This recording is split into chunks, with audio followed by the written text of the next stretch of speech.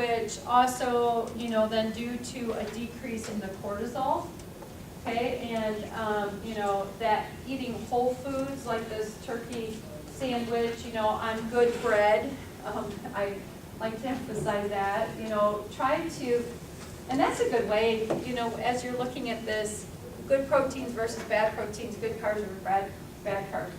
In this situation, what is the better option that I can, use as my bread as opposed to Wonder Bread, which has 0 health benefits?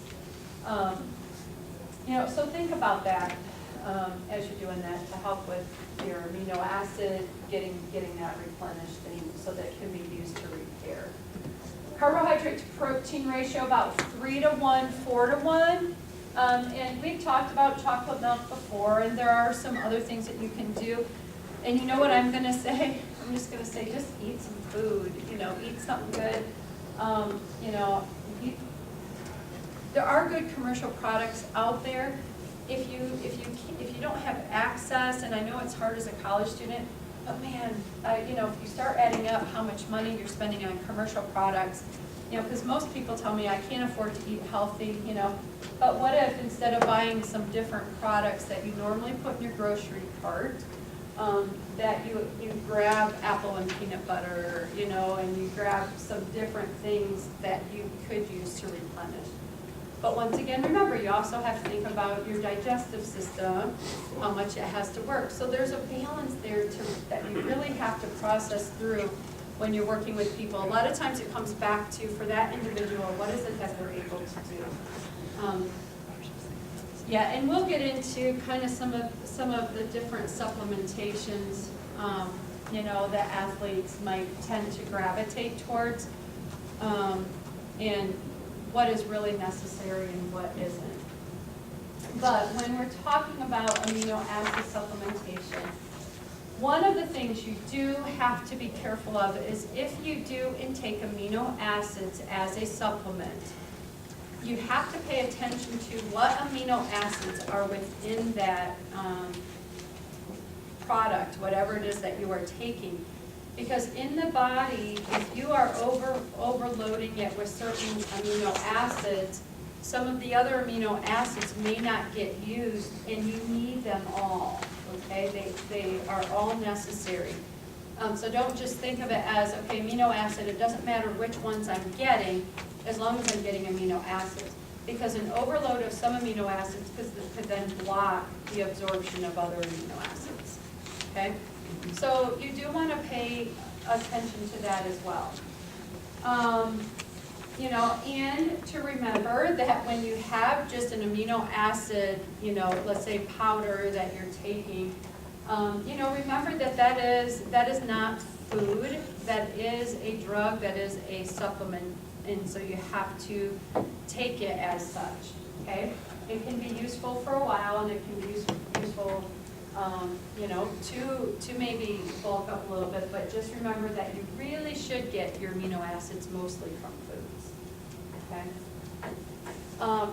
Questions, thoughts, comments? I'm trying to see, I wrote a few notes down. I'm trying to remember if I...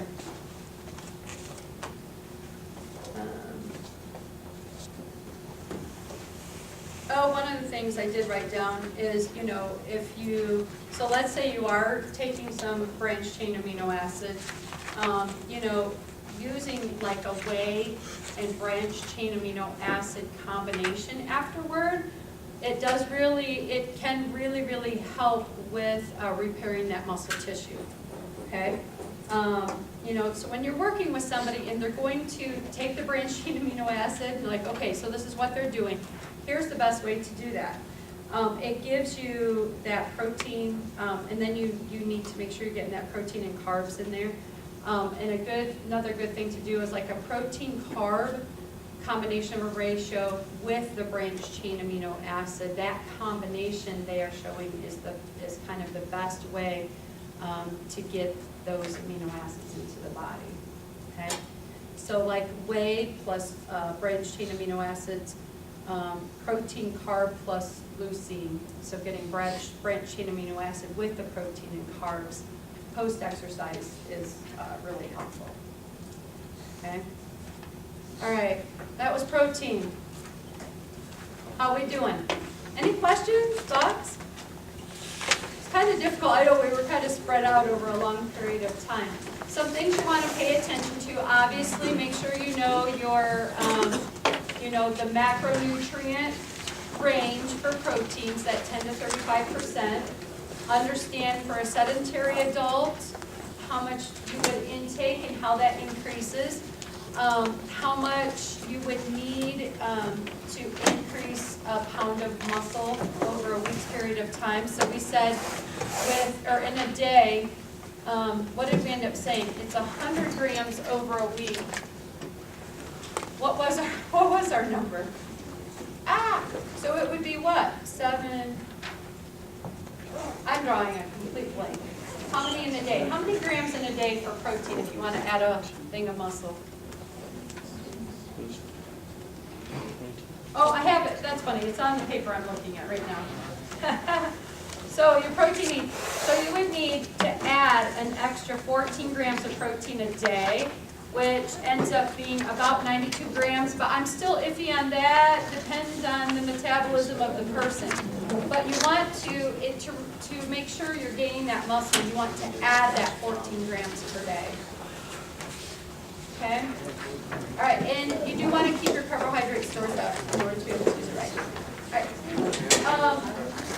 Have a good one. Wednesday we will do vitamins, maybe move into some antioxidant stuff, and we'll see how that goes. All right? Have a good one. Yeah. Do you ever test? I did not. Okay. Yes, you will have them before spring break if I have to stay up all night. Yeah, I said I would have them today.